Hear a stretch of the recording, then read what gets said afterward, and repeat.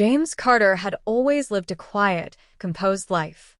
At 52, he was divorced, financially stable, and worked as a private architecture consultant in Austin, Texas. His salt-and-pepper beard, calm demeanor, and polite Southern charm often caught attention, but he never actively pursued women, especially not younger ones. He thought those days were long gone. That changed one Saturday afternoon when he walked into a small neighborhood cafe for his usual black coffee. The barista, a woman in her late 20s named Rachel, flashed him a quick smile as she prepared his order. He nodded politely and sat down, unaware that his mere presence had sparked curiosity. It wasn't that James was flashy. He didn't wear expensive cologne or designer watches. What he had was something far more attractive to many women, a deep, unwavering confidence that didn't try too hard. He didn't chase, he didn't boast. He simply was. Rachel found herself glancing over at him repeatedly. Something about his calmness intrigued her. In a world of noisy, fast-paced dating apps and eager 20-somethings constantly performing for attention, James was a breath of fresh air. What Rachel didn't know was that James wasn't trying to impress anyone. In fact, he had been reading a lot about emotional intelligence and self-awareness over the past few years.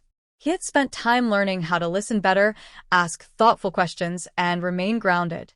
And as ironic as it sounded, not trying was what made him magnetic. The following week, James visited the cafe again. This time, Rachel struck up a conversation. "You always come in at the same time. Are you a creature of habit?" she asked, leaning slightly over the counter. James smiled warmly. "I suppose I am. But it's not a bad habit if the coffee's good." She laughed.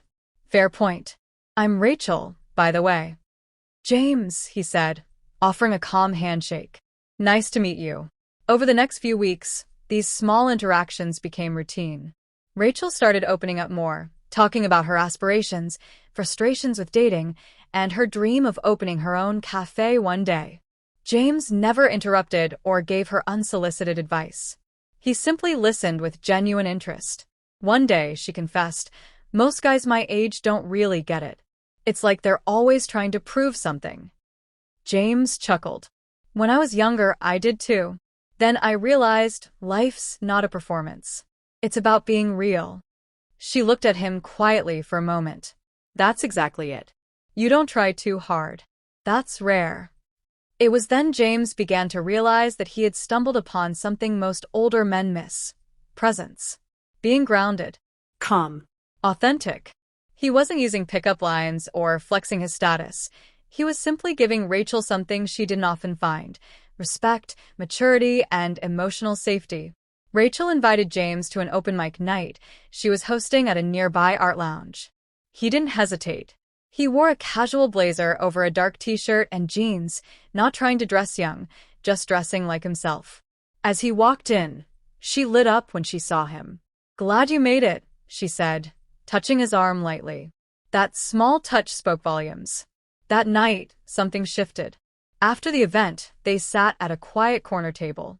Rachel spoke more freely than ever before, and James responded with gentle, sincere questions. "You know," she said after a pause, "I used to think dating older guys was weird. But honestly, you're more in tune with me than anyone I've dated." James didn't lean in or push the moment. He simply smiled.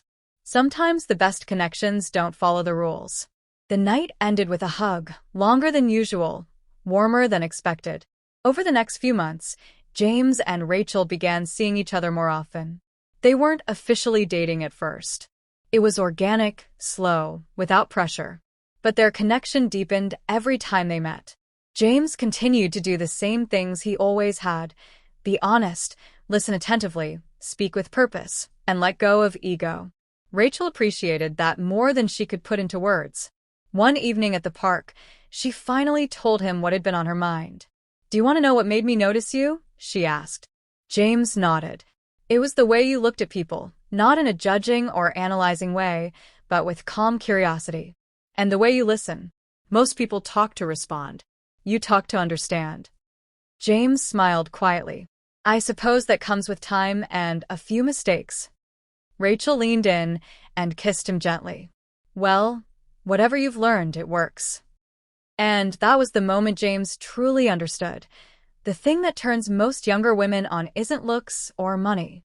It's emotional strength, the kind that comes from being real, centered, and kind, without needing validation. He didn't need to be flashy or aggressive. He just needed to show up as himself. Consistently. From then on, James and Rachel's relationship blossomed. Their age gap was no longer a gap, it was a bridge. James brought wisdom and calm, Rachel brought energy and passion. Together, they balanced each other out in a way neither had expected. James occasionally shared his story with close friends who asked about the secret. Most were shocked. "What's the trick?" they'd ask. "There is no trick," he'd say with a smile. "Just be present. Be real. And stop trying so hard."